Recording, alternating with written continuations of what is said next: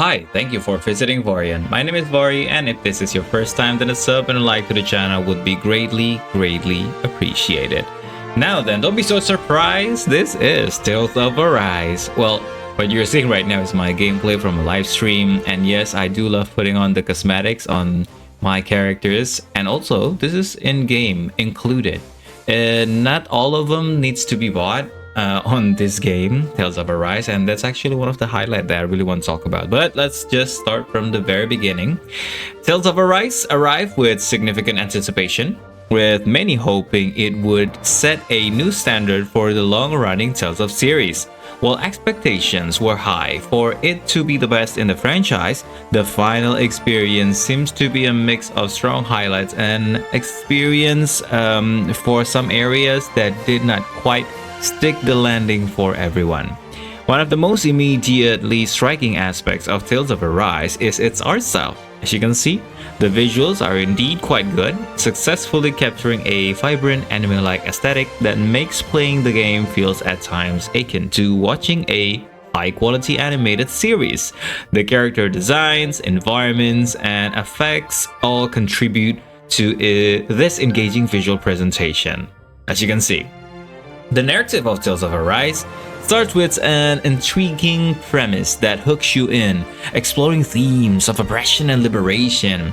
The initial hours build a compelling world and introduce a cast of characters with interesting dynamics. However, as the story progresses, some players, including me, felt it became a bit draggy and perhaps ventured into territory that felt less grounded or out of this world. Literally.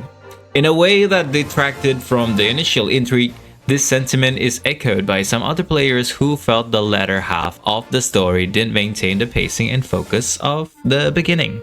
But what do you think about this? Maybe you should give a comment in the section down below.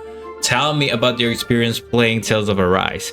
Undoubtedly, the combat mechanic stands out as a major highlight of Tales of Arise. The evolution of the series' action-based battle system in this entry was a point of praise for many reviewers and players.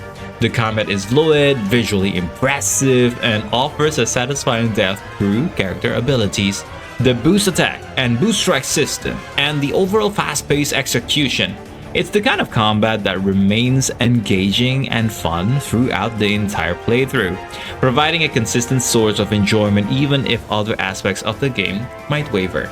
Alright, without, well actually I've already given you lots of spoilers right now for the latest part of the story, but let's see if I just scooch over this thing and show you the battle mechanics that is so much fun. Let's see, I think this part here should be exciting. All right, here we go. Fighting little mini bosses or like monsters that is guarding. I mean, there are lots of like mini bosses in this place. I mean, in this game, and lots of monsters that guards the access to the next place. Also, kinda annoying to beat. But as you can see, there are such a mechanism that makes it easier.